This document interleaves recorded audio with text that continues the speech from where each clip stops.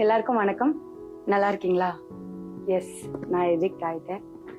Evict ஆன அந்த moment எனக்கு எப்படி இருந்துச்சுன்னா, என்னால் நம்பவே முடியல. ஷாக்கிங்காக இருந்தது. பிகாஸ் நான் என்ன அந்த இடத்துல அப்போ பார்க்கவே இல்லை. ஆனால் எனக்கு மனசுக்கு ஒன்றே ஒன்று தான் தோணுச்சு. மக்கள் தீர்ப்பு அதுனா அதை நான் தலைவணங்கி ஏற்றுக்கிறேன். ஏன்னா எப்பவுமே நான் அதை தான் சொல்லுவேன்.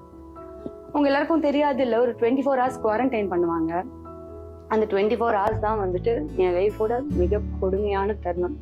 ஒரே ஒரு கேள்விதான் திரும்ப திரும்ப திரும்ப திரும்ப, மக்களுக்கு ஏன் என்ன பிடிக்கல அப்படிங்கிறது தான். எனக்கு மனுஷங்களை ரொம்ப பிடிக்கும், உங்க எல்லாரையும் ரொம்ப பிடிக்கும். ஸோ உங்களுக்கு என்ன பிடிக்கல, நீங்க என்ன தேர்ந்தெடுக்கல அப்படின்றது வந்து என்னால் ஒத்துக்கவே முடியல. அந்த 24 hours வந்து நான் காலி, டன் மாதிரி இருந்தது. அதுக்கப்புறம் வீட்டுல இருந்து எல்லாரும் வந்து விஜய் திரு எல்லா விஷயம் சொல்லி அதுக்கப்புறம் தான் போன உயிர் திரும்பி வந்துச்சுன்னு சொல்லலாம். உங்களுக்குலாம் தேங்க்ஸ் சொல்ல வார்த்தையே இல்லை. உங்க எல்லாரோட மெசேஜஸும் படித்தேன், வீடியோஸ் பார்த்தேன்.